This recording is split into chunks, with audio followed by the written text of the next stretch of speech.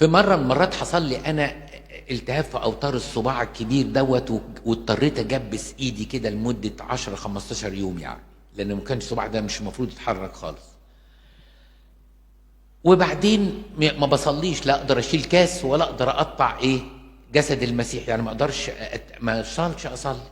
فرحت رايح واخد خلوة في أبو تلات لمدة 10 أيام في بيت الكنيسة، وده ما كانش موسم. والمهم فوجئت ان بعتين لي بيقولوا ان في دير ماري جرجس للرهبات يا ابونا عاوزين تعمل لهم عشيه والى اخره، وهم هيتصرفوا في قداس تاني يوم.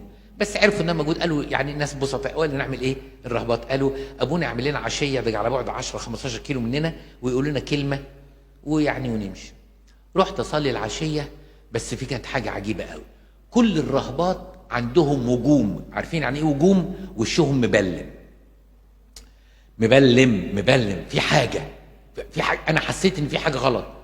فبعد ما خلصت عشيه بقول لهم هو في حاجه يا امهات؟ قالوا لي يا ابونا احنا في ورطه كبيره جدا جدا جدا، اعمل معروف. قلت لهم في ايه خير؟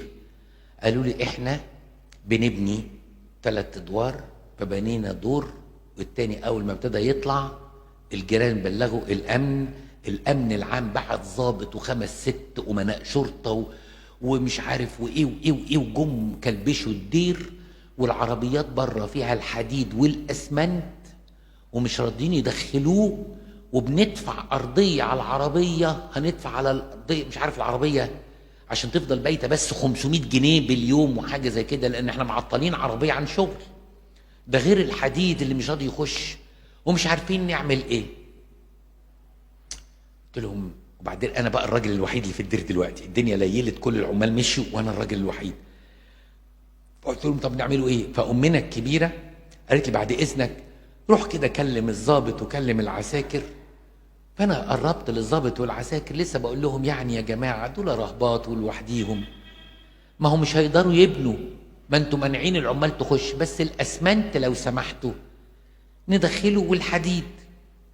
لقيت الضابط والعساكر عاوزين يلبسوني قضيه رشوه، انت بترشينا، انت مش عارفين. واضح بقى ان الموجه عاليه قوي قوي قوي. قلت لهم لا سيبوا الحديد وسيبوا الاسمنت. رشوه ايه؟ هتلبسوني رشوه ليه يعني؟ ورحت راجع للامهات قلت لهم الحقيقه واخدين موقف عنيف جدا، ويظهر عندهم تعليمات من فوق بالبواخه، يعني بوخوا. واحنا واقفين كده لقيت رهبه فاكرها اقصر رهبه قد كده اهو في الدير، راحت قالت ايه؟ قالت سامحوني انا السبب، انا السبب. فانا بصيت لها كده والامهات كلهم راحوا مبصلها، قالوا لها السبب في ايه؟ قالت لهم انا السبب في المشكله اللي الدير فيها، والحكومه اتقلبت عليكم بسببي انا. قالت لهم ليه؟ يقولوا لها ليه؟ قالت لهم علشان انا وقعدت اعمل لماري جرجس رز باللبن، وما عملتش لماري جرجس رز باللبن. انا بقولت هوبا احنا وصلنا لمستوى تاني خالص، لا احنا بقى في حته تانيه خالص، رز بلبن ماري جرجس، طب وحصانه هياكل ايه؟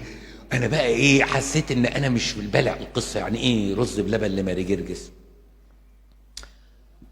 فبقى انا قلت لها ايه رز بلبن لماري جرجس؟ قالت لي انا وعدت ماري جرجس الصبح ان انا اعمل 50 طبق رز بلبن لكل العمال واقدمهم للعمال اللي بيشتغلوا في المباني دول باسمه. جيت على الساعه 3 لقيت نفسي تعبانه، فبصيت للايقونه بتاعته قلت له انت مش هتدق على يوم يعني اعمله لك بكره ولا بعده؟ بس انا غلطت وشوحت بايدي كده.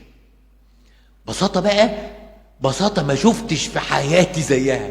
بتقول اصل انا غلطت بقى وشوحت له، قلت له يعني ما جاتش من يوم خليها بكره بقى، يعني كبر دماغك يعني. ده كان قصدها يعني. انا قلت له كده من هنا، ودخلت لقيت البوليس داخل علينا وبيعمل لنا محضر جوه الدير. انا لغايه دلوقتي مش قادر اقول مصدق ولا مش مصدق، هي بتتصرف ببساطه ايمانها. انا عقلاني عن كده شويه فمش جايب المستوى بتاعها، يعني انا عقلاني فمش جايب المستوى ده، شايف ان لسه لغايه دلوقتي الموضوع هزار يعني، مش فاهمه يعني. قالت عن اذنك يا امهات انا هغلي الرز فورا وهعمل رز بلبن دلوقتي. انا بقى قلت لهم استاذن انا عشان هتسيبنا، هنعمل لك اوضه هنا ونشوفك تبات فيها الليله دي، امتحان في ورطه ومباحث رايحه ومباحث جايه ازاي تسيبنا؟ قلت لهم اه صحيح ازاي اسيبكم؟ يوم الظهر هتعشى رز بلبن ولا ايه؟ المهم خلاصه الكلام قعدنا نعمل صلاه وتمجيد وصلينا صلوات نص الليل والى اخره. ويعني هنعمل ايه الوقت فاضي، واخدنا درس كتاب ولا ايه، المهم شويتين وراحت جت امنا قالت ايه، بقى الامهات طلعوا بصواني وعندهم سفره كبيره قوي حطوا 50 طبق، وفضلت تحط عليهم جوز هند كده ترش على طبق طبق ومهتمه جدا، وراحت رايحه للايقونه. يعلم الله اللي انا بقوله زي ما بصوا كده، قالت له الرز بلبن واتعمل وانا بتاسف لك وبعتذر لك، ممكن تدخل الحديد عشان الامهات انا شكلي وحش قدامهم. يعلم الله خلصت الكلمه كده ولقيت الدير بيخبط، جاي ظابط واتنين بتاع بيقول لهم انتوا العمال موجودين؟ قال لهم اه بره. قال لهم دخلوا الحديد ودخلوا الاسمنت. انا اتلبشت وقفت انتباه قدام الصوره بقى، قلت نعمل تمجيد تاني، ما احنا لسه مخلصينه هنعمله تاني. بس انا اللي عجبني بساطه الصداقه. بتقول اصل انا شوحت في وشه وما كانش صح، فانا عارفه ان انا السبب، وعارفه ان اول ما اعمل رز بلبن هيدخل الحديد. جابتها منين دي؟ هو انا ليه مش كده؟ هو انا ليه مش كده؟ في دله بينها وبين القديسين. ما اقدرش اقول ان كلنا قامه واحده وكلنا بنتصرف بحاجه واحده، كل واحد ليه خلفياته وكل واحد ليه عقليته، بس في ناس مستمتعه